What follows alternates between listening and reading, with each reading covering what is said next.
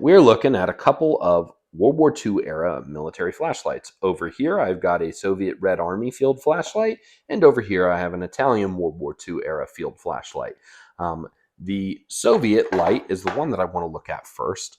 This one came to me in less than perfect condition. It had its original crystal broken / missing, and somebody had glued on a really crude replacement, which wouldn't do. So I looked at historical photos, and as near as I could tell, the crystal was supposed to be held in place with this riveted on retention plate. And I popped those rivets, took some measurements inside. 39 millimeters was the diameter of the crystal.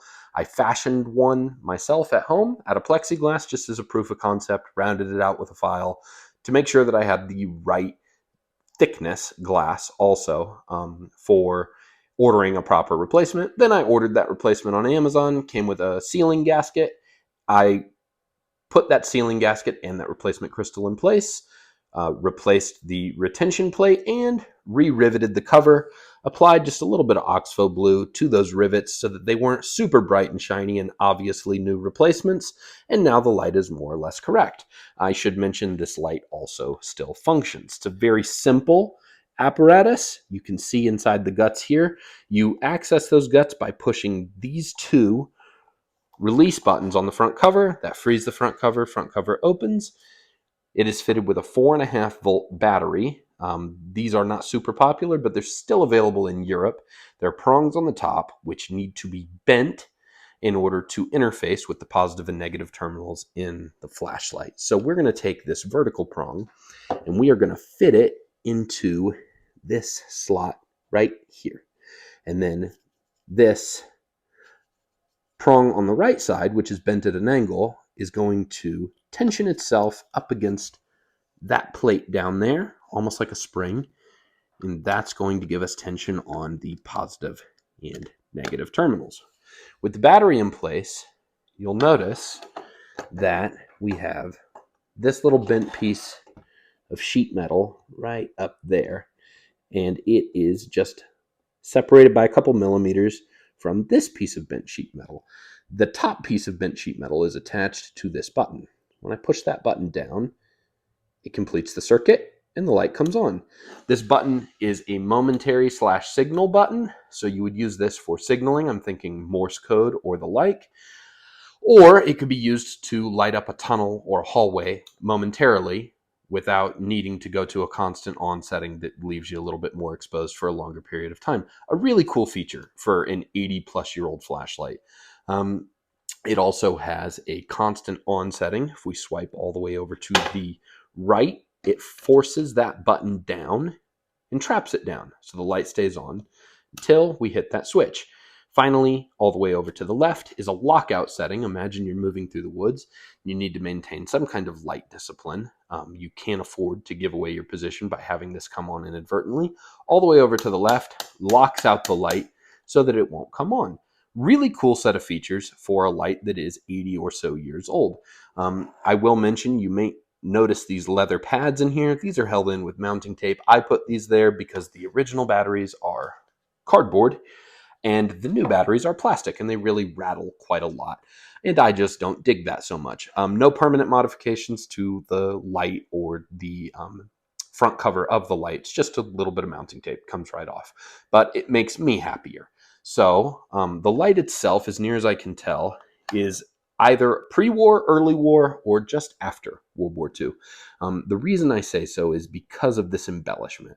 This embellishment seems to disappear shortly after Operation Barbarossa commences. You can understand why. It's a country fighting for its very survival. They don't have time for fancy stamps on flashlights. So this is either early war, pre-war, or possibly just after World War II, but I don't think they made these very long after the war. There are lots of period pictures of guys running flashlights like these. I'll roll some of these in there.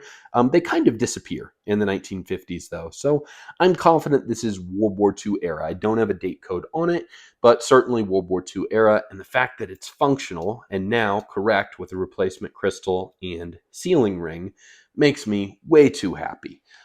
The second one, I only have one 4.5 volt battery, so you'll forgive me. I'm going to steal the 4.5 volt battery out of the Italian here, or out of the Soviet, and throw it in our Italian. I should have mentioned with the Soviet, it's another feature that really makes me very happy just before we switch gears, the spare bulb storage. They figured, guy's probably going to need a spare bulb. Why don't we give him one on the light? Just really forward thinking. Lots of thought went into this design, particularly for how long ago it was made. We also have this leather retention strap on the back for attaching this to either a belt or a tunic shirt pocket, any number of things. It's there. So switching gears, let's look at the Italian. The interior setup, you're going to notice, is very similar. The way the circuit is completed, the spare bulb storage even. In fact, they use the same size bulbs and, yes, also the same 4.5-volt battery. This is an Italian World War II era field flashlight, and I understand some of these actually found their way into service with Germans. Interestingly enough, I'll show you. I'd like to get this battery fitted in place real quick. Yeah, interestingly enough, the original battery that this one came with, as near as I can tell, is actually Dutch. It certainly looks old. Unfortunately, it doesn't work. You can sort of see why it doesn't work. Some corrosion going on in there. But it's a cool piece to have.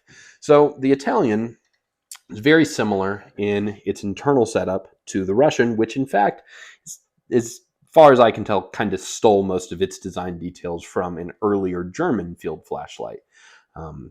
Anyway, moving over to the top, we have this steel retention ring, which folds. You could put this on bicycle handlebars. You could attach it to a uniform, attach it to a tree, a fence post, any number of things. We have on the top a momentary / signal button right up here. We have a constant on setting. And all the way over to the left, just like with the Soviet, we have a lockout setting to protect you from turning on that light accidentally. Spare bulb storage right there. And the light itself opens up horizontally instead of vertically. So that covers some of the differences. Now let's talk about some of the features that the Italian has, which the Soviet doesn't. The Soviet field flashlight's really rather simple. The Italian is a little bit more impressive. We have this folding shield up front, which performs two functions. Number one, it protects the crystal from scratches, debris, rain, snow, that sort of thing. Number two, it serves to angle that light downward, okay? Which can be useful if we're looking to maintain light discipline. We don't want to illuminate an entire area. We're just trying to read a compass, right? We're just trying to read some documents in a tent. We can see that being useful. The cover itself is not held in place with any sort of retention system. There's no spring even. It's just tension fit, and it folds. Okay? So with the cover open, we can examine some of the other features on the Italian.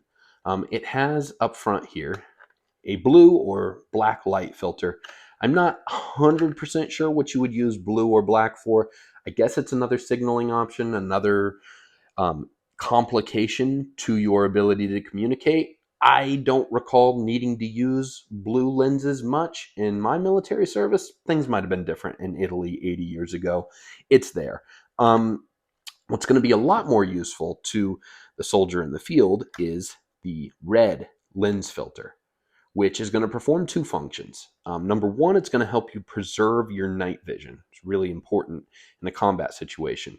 Number two, it's going to help you maintain light discipline so that you aren't giving away your position from miles and miles off. Just a neat little feature to have, especially on a light this old. I'll tell you, this one came to me, was advertised as a broken old flashlight. It was old, and it was a flashlight. It was not broken. And I was pleased to receive a World War II era Italian light that in fact was perfectly functional. It just needed a new 4.5-volt battery. I put one in and she popped right on. Really neat pieces of gear. And what I like about these is that they're sort of a time capsule. And it's not just gear. You can sort of see into the minds of people who are running around using this stuff and what their engineering class thought they might need in the field. And some of it's honestly pretty impressive for guys who were making this stuff and using it 80 years ago to have that momentary on off. In the case of the Italian, to have the red lens filter, to have this nifty little shield. It just shows that they were thinking about stuff. The onboard spare bulb storage, it's just pretty impressive to me.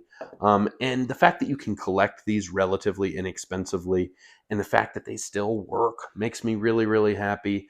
I will say, as a collector with a pretty narrow Russo-Soviet focus, this is the better collectible item to me personally.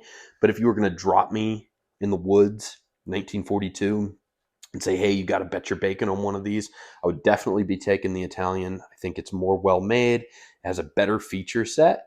But there they are, guys. My first two World War II era flashlights. I think I'm going to be getting more of these. These are quite a bit of fun. Hope you enjoyed the video, and as always, be kind to the world as you bump into it. It's 1942. It's dark. This is way better than nothing.